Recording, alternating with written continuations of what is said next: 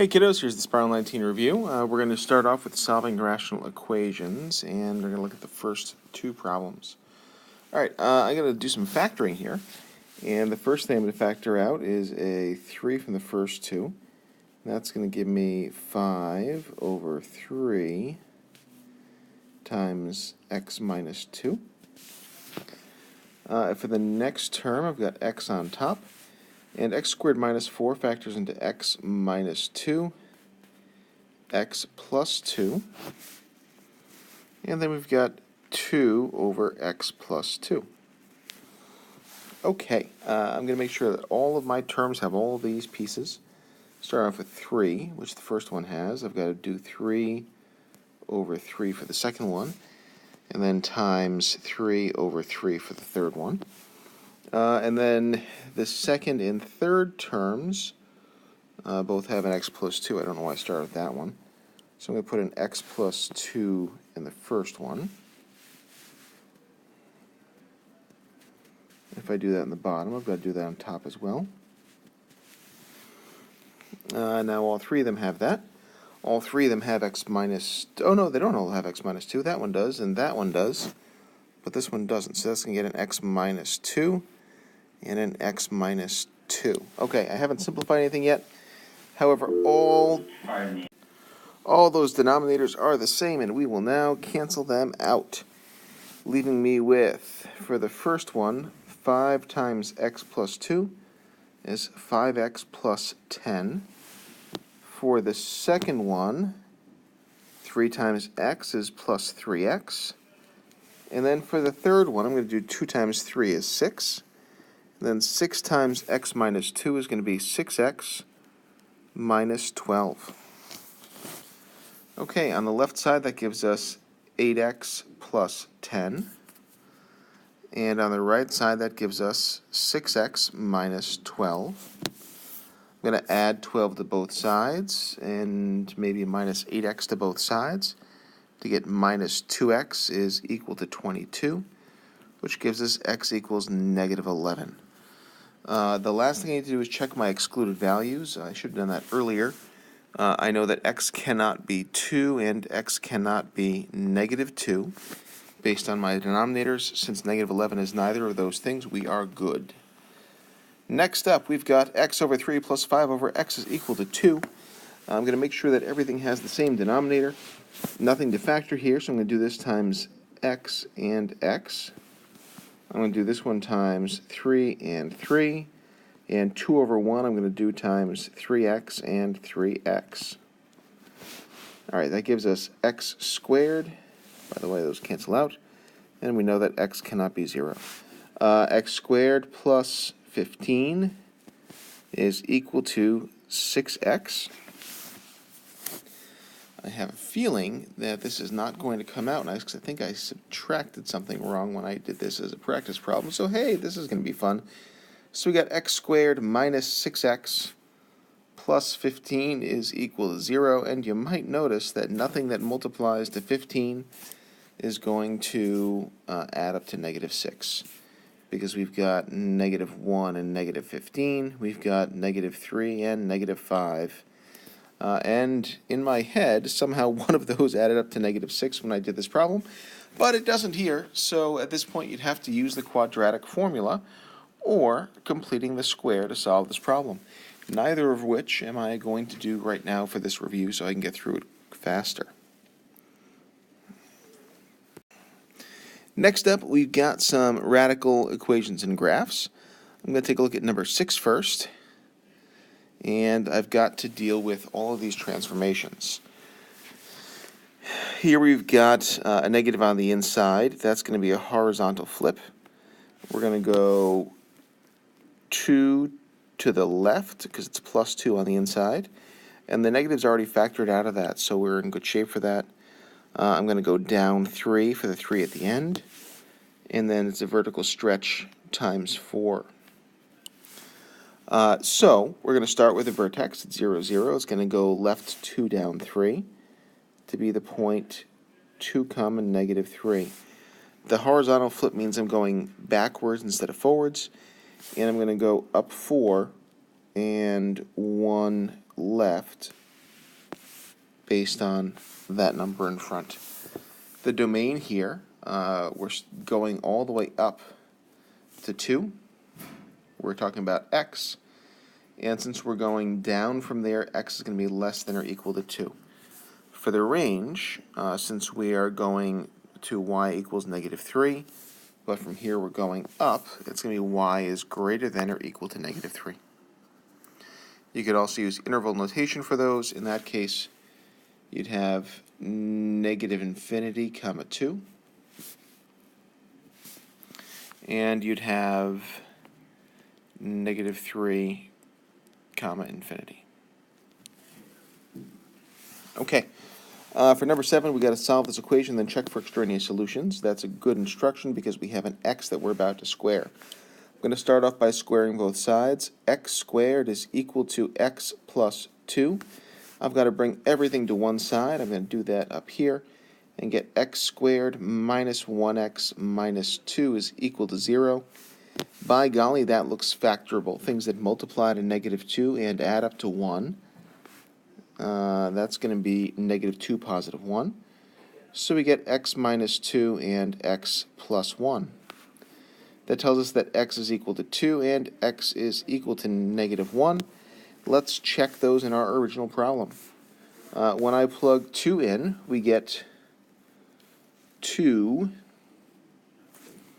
is equal to the square root of 2 plus 2, which is okay because that gives us 2 is equal to 2.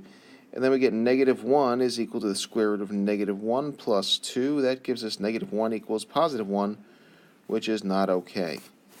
-1 is extraneous, therefore we can cross that answer out.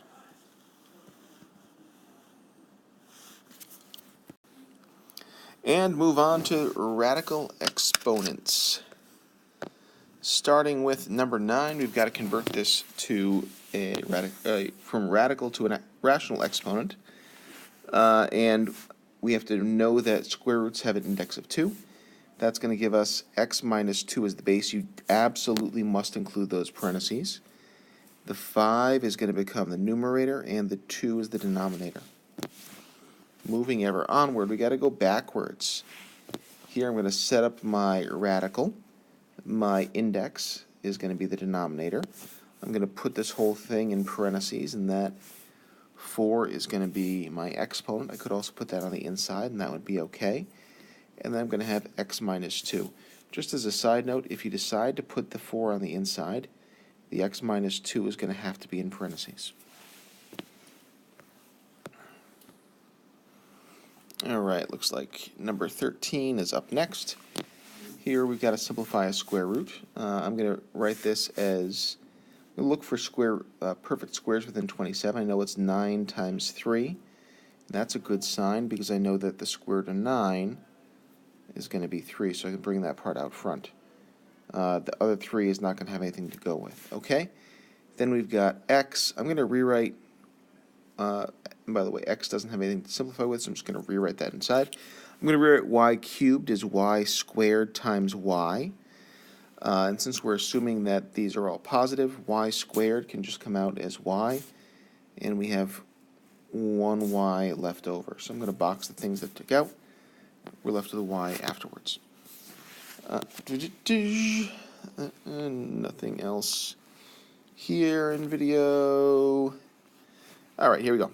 Okay, let's get our rational exponent expression by itself. I'm going to minus 4 to both sides to get 81 is equal to this thing.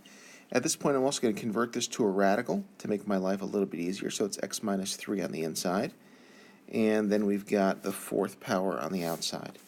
I'm going to start off by taking the 4th root of both sides. I want to get rid of that 4th power. The 4th root of 81 is 3. You can do that on the calculator, or see that 3 times 3 times 3 times 3 is 81. And that tells us that we have the 3rd root of x minus 3. I'm going to cube both sides to get rid of that radical to get 27 is equal to x minus 3.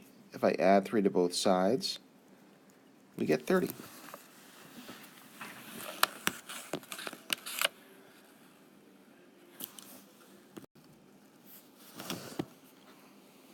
All right. Now we got the new stuff, exponents and logarithms. Oh my, this is going to be the first time that we see this. I'd like to talk about two different ways for us to graph these. I will do the first one in red for the log, and then I'll do the second one in, let's say, blue for the exponential part. So for the first one, I'm going to talk about this in terms of rewriting this as an exponent. We know that we have logs or some exponent written as log base b of what we call the argument. So what we do to rewrite this would be take the base to the exponent, and that's equal to that argument. So when we do that, that's going to be 3 to the y is equal to x plus 1. If I minus 1 to the other side, we get 3 to the y minus 1 is equal to x. There are a couple things we can get from this. The first is that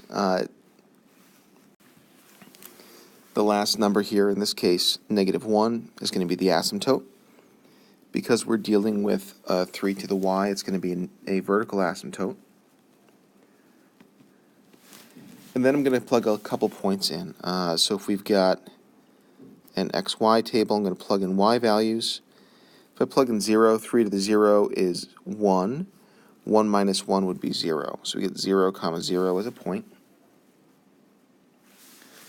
And then I might plug in like 1.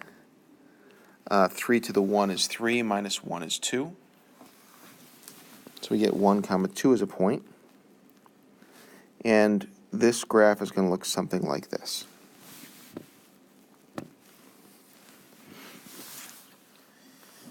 The alternative to graphing these is going to be based on the mother function. If you ever need me to draw a mother function for you for these, I'm happy to do so. The mother function for this graph is going to be in blue here. And for the text thing, which is fun. That was not my intent. I'm going to try to get rid of that now. And now I added another one instead. This seems fun.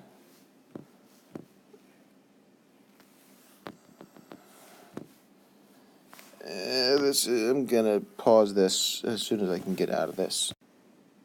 Okay, back with you. So now we've got our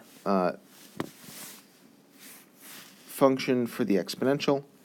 I'm going to add in my horizontal asymptote for the mother function. And we've got a couple of points at 0, 1, and 1, 3. And then we're going to look at this in terms of transformations. The -4 here means everything is shifted down 4. And here means that we're going to have points that are twice as far apart from where they normally would be. This is always going to be based on the asymptote. So if we move the asymptote down 4, that would then be at -4. And then if we take this point, which used to be 1 above the asymptote, now it's going to be 2 above the asymptote. So what was 1 is now 2. Okay, and then the point that used to be 3 above the asymptote would now be 6 above. So 1, 2, 3, 4, 5, 6. And our shape would be the same and look something like this. I find it a little bit easier to work from asymptotes and plugging in points. So, you know, the asymptote's going to be at -4. You can make a table for x and y and plug in a couple points for this. But since we've talked so extensively about transformations, I want that to be open to you as well. Ooh, that's fun. I guess that disconnected from here. Cool. Okay. I actually have to go a little bit further up. Fun. All right, this is number, whatever this number is, it's not numbered, is based on the idea that exponents and logs are inverses. Since they're inverses, all of their points are going to be the opposite. So instead of 0, 1, it's going to be at 1, 0. Instead of 1, 2, it's going to be at 2, 1. And instead of 2, 4, it would be at 4, 2. And that's it. That's all this is. For the next one, we're being asked to convert between log and exponential. So this is based on the idea that if I have a base to some exponent is equal to some answer or argument, then I can rewrite this in log form by saying log base b of a is equal to e. It's helpful sometimes to treat things just as exponents, and this is a great place where we'd see that. So here we'd have my base is b, so that would be 3. My exponent would be 11, so that would be 3 to the 11, and then I've got equals x, and I'm done. For the bottom, I've got to convert it backwards. Here my base is 2, so this is going to be log base 2. My argument or answer is 11, that goes on the inside, and then my exponent would be 3x. Just switching these things around. For evaluating logarithms, we got two ways to think about this. What power of 2 would be 64? Or I could convert this to a exponential expression. So we get 2 to some exponent is 64. And if you'd like, you can guess and check. And you're going to find out that that exponent is equal to 6 because 2 to the 6th is 64. For the last one, here we've got log base 2 of 1/8. And kind of similarly, I'm going to write this as 2 to the exponent is equal to 1/8. I know I've got to flip this. It might actually be a little bit easier for me to rewrite the right side this time. So I could say this is 2 to some exponent. I know this is going to be 1 over 2 to the 3rd, which I could rewrite as 2 to the negative 3. That means that this would be e is equal to negative 3, so negative 3 would be there.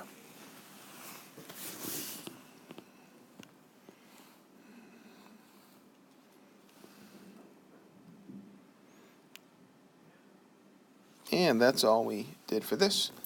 Let's call it a day.